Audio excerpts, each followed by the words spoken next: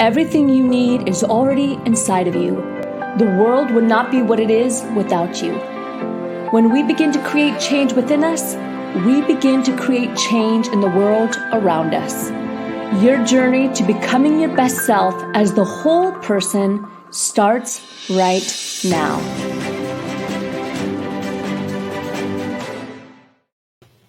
Hello and welcome to our podcast. I'm Lauren Sweeney and I'm your host of the Become Your Best podcast and webinar series. Today we have an incredible guest on that has so much to share, especially pivoting, expanding her business during COVID. And we're going to talk about the power of having a great network, which of course here at Rise Up For You, we believe in as well. Alessandra Wall has a PhD and she's a licensed clinical psychologist. She specializes in confidence, leadership coaching, and she's an incredible speaker. Goes exactly with what we believe in and teach here at Rise Up For You. She specializes in helping women secure the deeply satisfying and successful careers that they've earned. She coaches smart, professional women to find their voice, to show up confidently, and succeed on their own terms. Her mission is to advocate for and act as an ally for women who want to make their mark, be heard, and succeed professionally.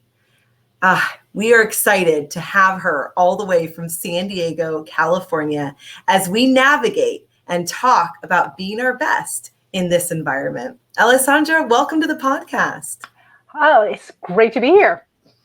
We're excited that we made this happen, and here we are, 15 months in after COVID and navigating new chapters and everything. How did you get started in the work that you do right now? I will try to give the shortest story I possibly can about that, but the very short version is I started life as a clinical psychologist. And like many people, when I started my career, I thought that's what I would do for the rest of my life. And about 7 years in, I had honed it, which I know sounds potentially cocky, but I'd honed enough of it that I needed a challenge and change, and then discovered some things about the career that weren't what I thought they would be before starting off, of course, because we never know. I pivoted into the most natural pivot, which is life coaching, tried to build a business, learned a lot, failed a lot, took a hiatus, 6-month hiatus, rethought what it was I loved doing and how I wanted to approach it. And then Noteworthy was born. So it's a process of a lot of trial and error, and then really leaning into the things I know I do well and applying them in a way that actually works for me. I love that. I feel like sharing that story gives others permission to say, oh, me too. I've been in this career. You said 7 years. I think that statistically that's very common, that 7-year itch in all different areas of our lives. And then saying, okay, now I'm jumping into this area. Oh, wait, let me take a pause. Let me actually think and recreate myself and then jump right in back into after 6 months to Noteworthy. Really great. So what do you love most about the work you're doing now with women, confidence, leadership? Okay, it's a big question, so I want to make sure I answer it properly. There are probably two things. One, as cheesy as it sounds, I actually love the idea of the impact I can make. So my mission through Noteworthy is to get to a place where women reaching the highest levels of leadership or power is so common that it's just no longer noteworthy. The problem is right now, for women to get to those positions, they have to be noteworthy, thus the name of the company. So there's something really exciting with working with women and working with the companies that hire women so that we can position them to get to places where they will do things that are so beyond anything I could do, and potentially leave a legacy will be ever growing, like this ripple effect, so that they can bring on other women and kind of contribute to the larger mission. That on a purpose level is the most exciting thing. And probably the other piece that I really love is that it allows me to have a broad level of activities and to meet people all over the world and have dozens of conversations I never would have thought I had when I was in graduate school. Yeah, I could see that. Just the depth of conversation, also the spaces that you're able to go into that you probably didn't even think you'd maybe want to, and now are loving, and the impact and the ripple that you're able to see beyond being a clinician. And I'm sure you have that as your foundation, and then you're just able to go on top of it. What are some of the changes, especially as you've worked with women during COVID, that you've seen that have just been like, oh, I'm making an impact? I think one of the biggest ones, especially if we're talking about during COVID, is getting women to a place where they understand that working really, really hard is not necessarily the way to be seen and to be valued. I think whether you're a man or a woman listening, if you love something and if you're ambitious, you're going to work hard no matter what. What I happen to know specifically about women is that we sometimes work much harder than we need to, because we feel that in order to be valued, we have to constantly be producing value for others. And there's this idea that if I just stick my nose to the grindstone, I do my work, I put in my hours, maybe I put in extra hours, I will be seen and valued. And that's what's going to get me to the top. And one of the big shifts that I teach the women I coach is to say, listen, beyond the early part of your career, that just doesn't do it, because you're now in a space where everybody else is just as accomplished, just as educated, just as has as much expertise as you do. So you have to be seen and you have to be valued, and that value needs to be recognized broadly. And for that, you need to be able to show up. What I've loved about what COVID has forced many of us to do, including yours truly, is that it has forced many of us to really look into building our networks and being much more aggressive and strategic about building those networks. So that has been something that I can personally say has really, really helped build my business, and not only get it through COVID, but actually have one of the best years I've had professionally. And this year, luckily, thank goodness, this year is shaping up to be even better. So it wasn't just a fluke. But I see that happening also with the women I'm working with. Yes, we've experienced the same thing with Rise Up For You, that growth, that focus on having to pivot and having to change how you work, and then being able to capitalize on it. Let's say that somebody is listening, no matter what their gender is, and they feel stuck, or they feel that maybe that confidence is down. Where would you recommend they start? It depends where they're stuck, but my biggest place, and this is from my background as a psychologist, is to say, first look at how you're thinking about things. Very often we feel stuck because we're telling ourselves that we have no options, which is rarely the case. More often when we tell ourselves we have no options, what we really mean is, I don't like the options that are given to me. It might sound like simple semantics, but there's a world of difference psychologically between I'm stuck, I've got nowhere to go. That's going to induce panic, and then dread and hopelessness, which is then going to lead to depression and stagnation. And it doesn't need to be clinical depression, just feeling really low. And I have options. I don't like my options, but I've got some place where I can start. So that would be the first place. And then the second place is really learning to define what it is you're looking for, so you can be far more pointed and focused in your search. And confidence, I know you threw that out there, so I just have to throw this out. Like, confidence is a skill.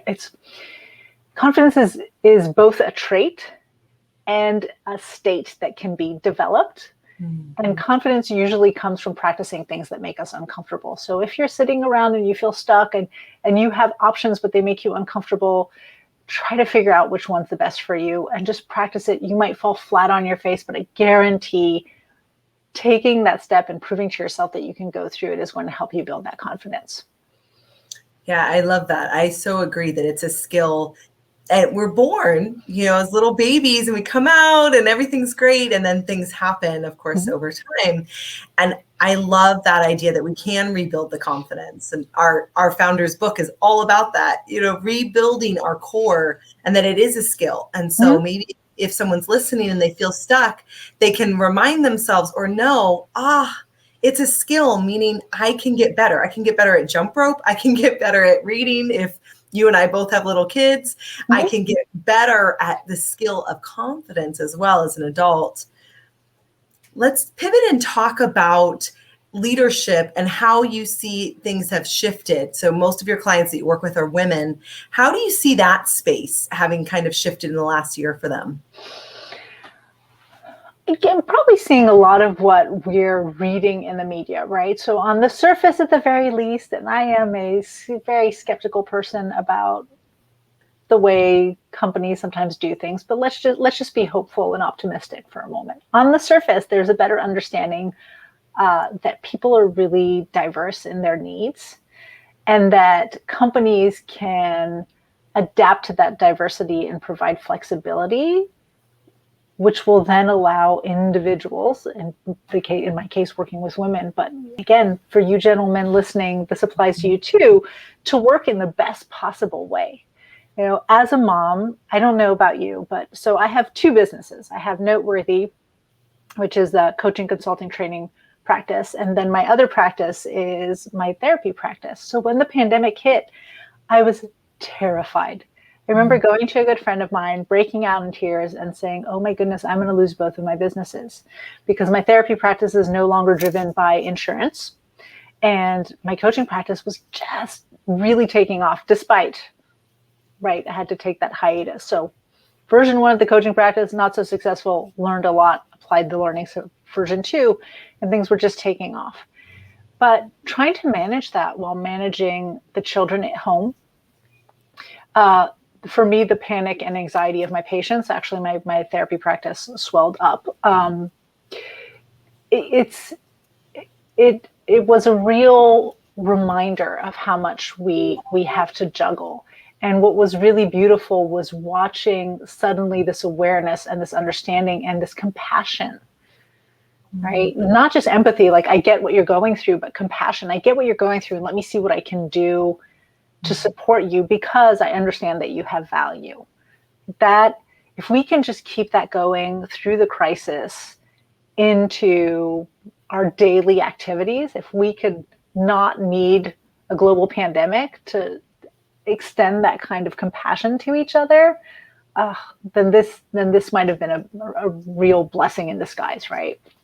Yeah, I think so many of us going through a common experience really created this reminder that we're not alone. And I find that talking to especially women so much that we feel isolated. We feel like we're the only ones stressed out by having the children here.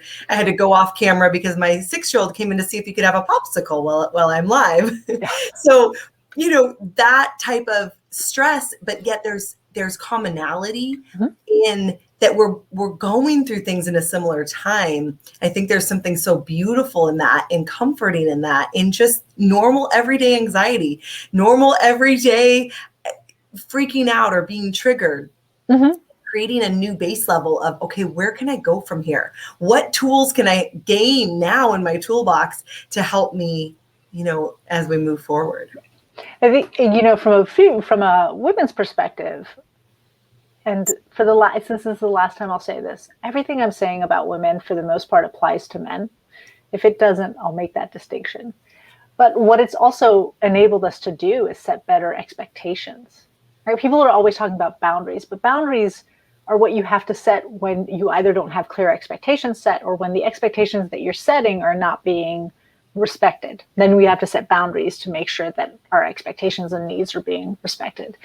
But people are now setting better expectations. I cannot be online between these times because I need to help my kids with school, or I need to take some time off because I'm burning out. So that is also something I hope that we see come out of this, because the more as human beings we assertively share our expectations, the more likely we are to have them met. But also, if we're not going to get them met, we get an immediate answer and we can start problem solving collaboratively on okay, if I'm not going to get my way, then what am I going to get? And am I okay with that, right? Like from a business perspective, from a personal well-being perspective, it simplifies everything.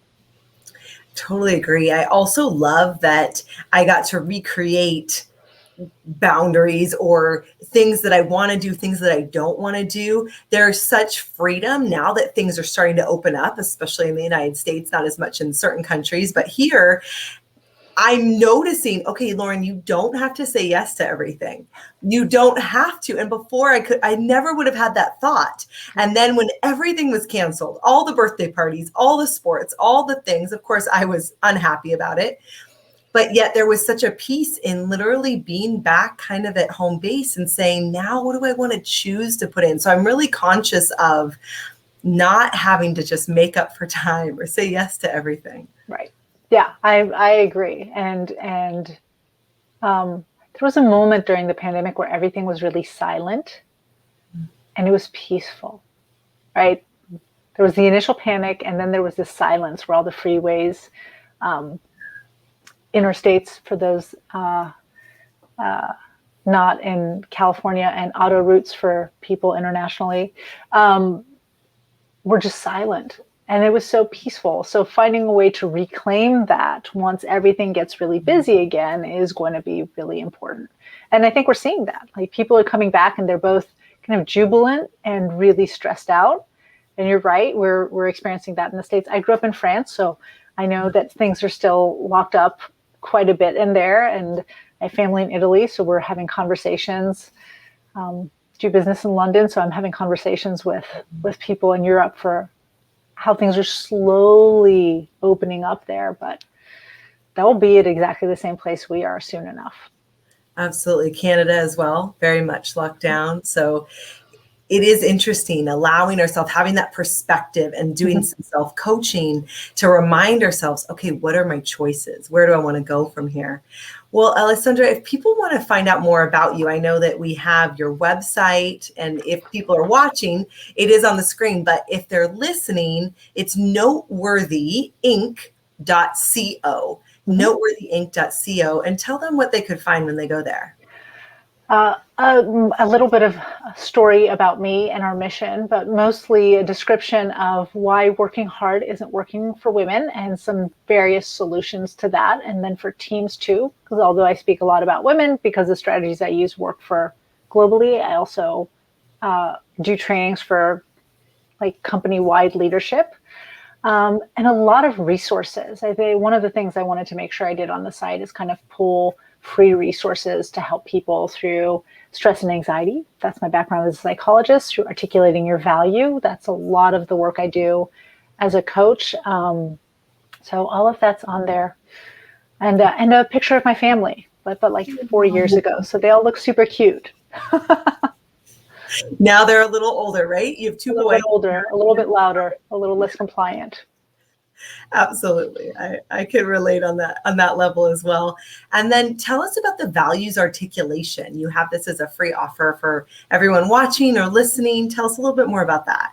So one of the big things that happened during the pandemic is that a lot of us lost our jobs or felt the need to shift where we were working. So there was a lot of networking going on, and then there was a lot of interviewing going on. And I kept on talking to people who, I hate to say, but were incredibly boring in articulating their value, right? The mistake most people make is they start listing their resume or their work history, like just stuff anybody could find on LinkedIn if they looked into it. And what struck me is that they were doing a terrible job of actually talking about what they brought to the table and why the skills that they possessed had any value for their audience. And because of that, they couldn't stand out. They couldn't be noteworthy, right? And this is how we miss opportunities. So what I'm sharing there is a 3-step process to figure out how to fascinate people. That one's grounded in neurochemistry and psychology, how to properly articulate the impact of the skills you have, and nearly most importantly, and anybody who's in marketing or sales will understand this point, but how to craft a value proposition based on that. So how to make the people you're talking to actually care that you're good at something and that you can have an impact. I love that. Sounds amazing. So if you're listening to the podcast, you can simply go to https, :// and then the main part of the website to get this free value articulation is B as in buttercup .link/value. So b.link/value, or of course you can go to our Rise Up For You Facebook page, and this is streaming live and will live there forever time. And you can see the links posted on there live as well. And it's on the website. So that is, it's easy to find on the website or anything I work on. Perfect. Amazing. Well, we love to ask a final question. And it's, what does Rise Up For You, which is the name of our company, but what does Rise Up For You mean to you? For me, it would mean having the courage to step up and make choices that are truly in alignment with who you are. So one of the big concepts I talk about personally, it was something that I needed when I shifted out of therapy, was the difference between doing what's right. Those of us who have inner good girls know a lot about doing what's right and doing what's right for you, and where the intersection is between doing what's right and doing what's right for you. And then actually having the courage to make choices that are aligned with who you are and not necessarily aligned with what other people think you should be doing, or who other people think you are. I love that. Actually being clear and then being able to give it to others. Oh, fantastic. Well, it's been amazing having you on the podcast today. I'm glad we made it happen. Thank you. I know it's been a while in the making, but I'm so glad we were able to get together. And your fur babies, they were amazing as well. They were awesome. There we go. For those of you watching. Yes, I love it. Oh my goodness. Such an interesting conversation. Definitely check out her website. And I hope that it gave you some thought and a place to go from if you're feeling any of the things that we talked about today. Well, it's been my pleasure being your host today on the Become Your Best podcast and webinar series. We want to remind you that next Friday, we have our free business conference. If you're looking for more incredible conversation, please go to riseupforyou.biz/impact and grab your free ticket today. I'm Lauren Sweeney, and we'll see you back on the podcast